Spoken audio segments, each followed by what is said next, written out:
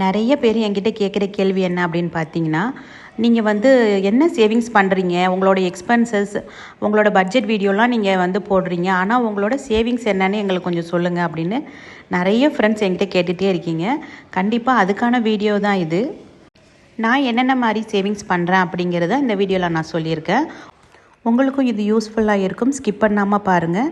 இப்போ தான் ஃபஸ்ட் டைமாக நம்ம வீடியோ பார்க்குறீங்க அப்படின்னா வீடியோ ஃபுல்லும் பாருங்கள். உங்களுக்கு பிடிச்சிருந்ததுன்னா சப்ஸ்கிரைப் பண்ணிக்கோங்க.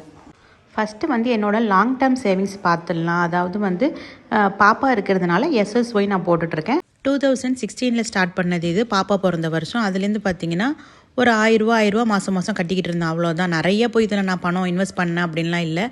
அதுக்கப்புறம் இப்போ கொஞ்சம் நம்ம நிறைய வீடியோஸ்லாம் பார்த்து அதுக்கப்புறம் தான் இதில் கண்டினியூவாக இன்வெஸ்ட் பண்ண நான் ஆரம்பித்தேன்.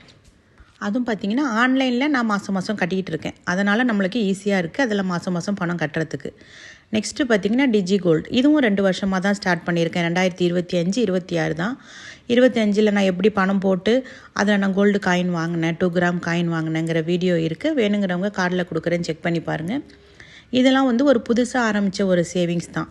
டிஜி கோல்டு தங்கமயிலில் இதுலேயும் பார்த்திங்கன்னா நிறைய அமௌண்ட்லாம் போட மாட்டேன். நான் செலவு பண்ணுறதை கம்மி பண்ணிக்கிட்டு அதில் போடுவேன். அதிலே பார்த்திங்கன்னா நான் 2 கிராம் காயின் வாங்கியிருந்தேன். அப்போ அந்த காசையும் நான் செலவு தான் பண்ணியிருப்பேன். ஸோ இந்த மாதிரி நம்ம செலவுகளை குறைச்சி சேர்க்கறதுனால நமக்கு என்ன பெனிஃபிட்டுங்கிறத தான் இந்த வீடியோவில் நான் சொல்லியிருப்பேன். நெக்ஸ்ட்டு பார்த்திங்கன்னா நான் சேவ் பண்ணுற பெரிய அமௌண்ட் பார்த்திங்கன்னா ஏலச்சீட்டு நான் போட்டுட்ருக்கேன். எப்போதும் பார்த்திங்கன்னா நான் கோல்டு சீட்டில் அதிகமாக இன்வெஸ்ட் பண்ணுவேன். இப்போ இந்த வருஷம் பார்த்திங்கன்னா நான் எனக்கு அமௌண்ட்டாக தேவைப்படுது, எனக்கு கோல்டு தேவைப்படலை அப்படிங்கிறதுனால நான் என்ன பண்ணிட்டேன்னா ஏலச்சீட்டு 1 லட்ச ரூபாய் சீட்டு நான் போட்டுட்ருக்கேன். அதாவது பார்த்திங்கன்னா 5 சீட்டு நான் அதில் போட்டிருக்கேன். அதில் கொஞ்சம் நிறைய அமௌண்ட்டு நான் பே பண்ணிகிட்ருக்கேன் மாதம் மாதம். இது பார்த்திங்கன்னா மார்ச் மாதம் 2026 ஆரம்பித்தது. இதில் எப்படின்னு பார்த்திங்கன்னா ஒவ்வொரு இடத்துலையும் ஒவ்வொரு மாதிரி ஏலச்சீட்டு நடத்துவாங்க. இப்போ இது எப்படின்னா எங்களுக்கு லாஸ்ட்டு சீட்டு எடுத்தாலுமே 1 லட்ச ரூபா வராது. ஃபைனலாக எடுத்தால் கூட 97,000 தான் வரும். அந்த மாதிரி சீட்டு தான் இது. நம்ம கட்டுற அமௌண்ட்டு பார்த்திங்கன்னா 85,000 சொச்சம் வரும், அவ்வளோதான். எதனால நான் இதில் போய் 5 சீட்டு போட்டேன் அப்படின்னு பார்த்தீங்கன்னா நம்ம ஏதாவது ஒரு கமிட்மெண்ட்குள்ளே போய் நம்மளாவே ஆட் ஆகிக்கணும். அதனால தான் நான் போட்டது இதில். இந்த சேவிங்ஸ் எல்லாமே பார்த்திங்கன்னா நானாக ஸ்டார்ட் பண்ணது தான். எதுலேயுமே பார்த்திங்கன்னா ஒரு சேவிங்ஸுங்கிற விருப்பம் என் ஹஸ்பண்டுக்கு இருக்காது, அவங்களுக்கு இதில் இருக்காது. நானாகவே பார்த்திங்கன்னா சின்ன சின்ன சேவிங்ஸாக ஸ்டார்ட் பண்ண நானாக ஆரம்பிச்சது அந்த கோவிட்க்கு அப்புறமா.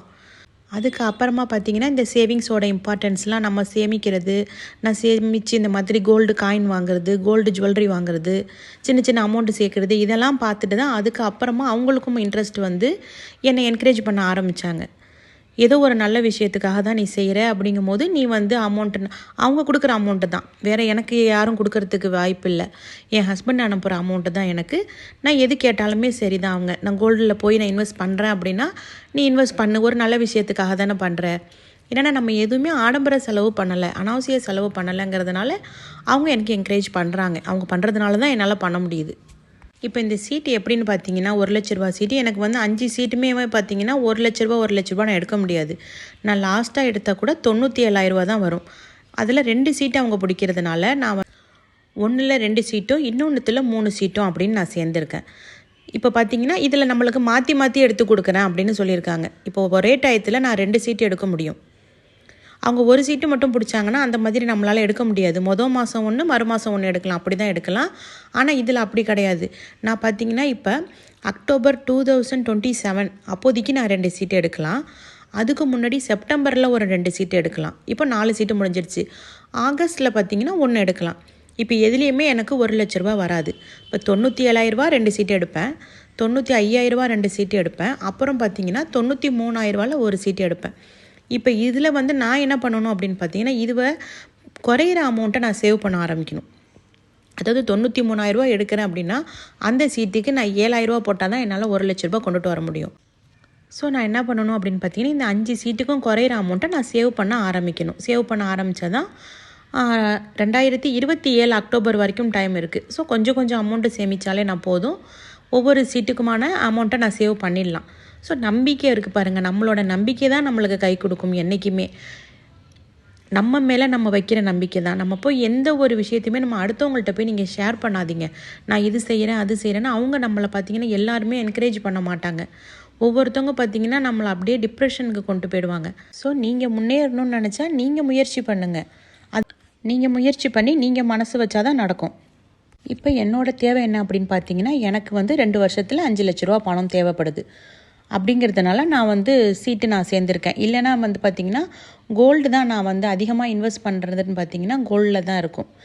எனக்கு தெரிஞ்ச சேவிங்ஸ் பார்த்திங்கன்னா அதை தான் இன்வெஸ்ட்மெண்ட்டாகவும் நான் பண்ணுவேன்.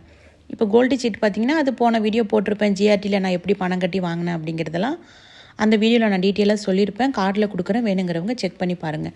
ஆனால் இந்த சீட்டில் போய் நான் நிறைய அமௌண்ட்டை நான் சேர்ந்ததுனால கோல்டு சீட்டு என்னால் நிறையா கட்ட முடியல. மாதம் பார்த்திங்கன்னா நான் 5000 ரூபா பணம் கட்டிக்கிட்டு வரேன் மலபாரில். எவ்வளோ தான் சேவிங்ஸ் நம்ம மற்ற இடத்துல பண்ணினாலும், நீங்கள் இன்வெஸ்ட்மெண்ட் வேறு இடத்துல பண்ணினாலும் கோல்டில் ஒரு சின்ன அமௌண்ட்டாவது நீங்கள் சேவ் பண்ணுங்கள். என்றைக்குமே பார்த்திங்கன்னா அது வந்து கோல்டு ரேட்டு இன்க்ரீஸ் ஆகிட்டு தான் இருக்கும். அதனால் நீங்கள் இன்றைக்கி 10 ரூபா சேமிச்சிங்கன்னா அது நாளைக்கு உங்களுக்கு 20 ரூபாவாக கண்டிப்பாக உங்களுக்கு கிடைக்கும். அது உங்களுக்கு பணம் கட்டி நகையாக வேணும்னாலும் நீங்கள் வாங்கிக்கலாம்.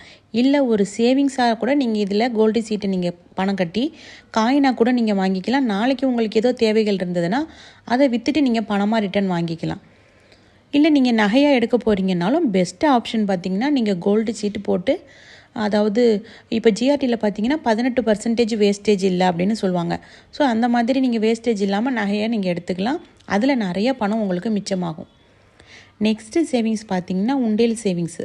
எனக்கு ரொம்ப பிடிச்சமான சேவிங்ஸ் இது. நான் வந்து இதை பற்றி நான் எல்லா வீடியோலையும் நான் சொல்லியிருப்பேன், என்னோடய உண்டியலெலாம் காட்டியிருப்பேன். என்னோடய 6 விதமான உண்டியல் சேமிப்பு அப்படின்னு சொல்லிட்டு நான் ஒரு வீடியோ போட்டிருக்கேன். நான் கார்டில் கொடுக்குறேன், வேணுங்கிறவங்க செக் பண்ணி பாருங்கள். நெக்ஸ்ட்டு பார்த்திங்கன்னா எமர்ஜென்சி ஃபண்டு. இது வந்து கட்டாயமாக எல்லார் வீட்லேயும் இருக்கக்கூடிய ஒன்று. நான் என்னோடய பட்ஜெட் வீடியோவில் சொல்லியிருப்பேன். இதுக்குன்னு நான் ஒரு கவர் நான் வச்சுருப்பேன், எமர்ஜென்சி ஃபண்டுன்னு சொல்லிட்டு. அதில் நான் 2000 ரூபா மாதம் பணம் நான் வச்சுட்டு வரேன். ஸோ இந்த மாதத்துலேருந்து பார்த்திங்கன்னா அதை அப்படியே ஒரு உண்டியலுக்கு மாற்றலாம். அந்த பணத்தை இன்னுமே மாதம் அந்த உண்டியலில் போடலாம் அப்படின்ட்டு நான் பிளான் பண்ணியிருக்கேன். நீங்கள் எவ்வளோ சம்பாதிச்சாலும் சரி தான், உங்களுடைய சம்பளத்தில் அட்லீஸ்ட் ஒரு 3 மாதத்து சம்பளமாவது உங்கள் கையில் இருக்கணும் அமௌண்ட்டாக. நீங்கள் எந்த மாதிரி இன்வெஸ்ட்மெண்ட் பண்ணாலும் சரி, உங்கள் கையில் பார்த்தீங்கன்னா வீட்டில் உங்களுக்கு அமௌண்ட்டாக 3 மாதத்து சம்பளமாவது, உங்களுக்கு வரக்கூடிய வருமானத்தில் 3 மாதமாவது உங்கள் கையில் அது தொகையாக இருக்கணும். இது இந்த உண்டியலும் நான் ஏற்கனவே ஒரு வீடியோவில் காட்டியிருப்பேன். இது வந்து ஏதாவது நான் யூஸ் பண்ணும்போது உங்ககிட்ட நான் சொல்கிறேன் அப்படின்னு சொல்லியிருப்பேன். எல்லா மாதிரி சேவிங்ஸுக்கும் நான் தனித்தனியாக உண்டியல் வச்சுருக்கேன். ஸோ இந்த உண்டியல் வந்து எம்டியாகவே இருக்கே, இதில் நம்ம என்ன பண்ணலாம் அப்படின்னு நான் யோசிச்சுட்டு இருக்கும்போது தான் மாதம் நம்ம போடுற எமர்ஜென்சி ஃபண்டை இனிமேல் நம்ம இதில் வைப்போம் அப்படின்ட்டு நான் ரெடி பண்ணியிருக்கேன். ஸோ இதனால் உங்களுக்கு எமர்ஜென்சி ஃபண்டை வந்து நான் பேசினேன்னா வீடியோ பார்த்திங்கன்னா ரொம்ப லென்த் ஆகிடும். அதனால் கண்டிப்பாக இதுக்குன்னு நான் ஒரு வீடியோ தனியாக போடுறேன். இந்த வீடியோ பார்க்குற யாராக இருந்தாலும் சரி தான், அட்லீஸ்ட்டு பார்த்திங்கன்னா ஒரு 2 மாதத்து சேலரியாவது உங்களோட இன்கமாவது நீங்கள் எமர்ஜென்சி ஃபண்டாக உங்கள் கையில் இருக்க ட்ரை பண்ணுங்கள். ஏதாவது ஒரு எமர்ஜென்சி சுச்சுவேஷன் அப்படின்னா நம்ம என்ன பண்ண முடியும்? நம்ம கையில் பணம் இருக்கணும்.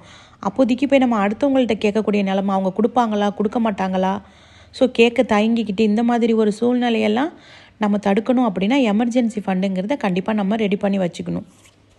நிறைய பேர் என்கிட்ட கேட்ட கேள்விக்கு இந்த வீடியோ மூலியமாக நான் பதில் சொல்லியிருக்கேன் அப்படின்னு நினைக்கிறேன். என்னோடய சேவிங்ஸ் எல்லாமே பார்த்திங்கன்னா இதுதான்.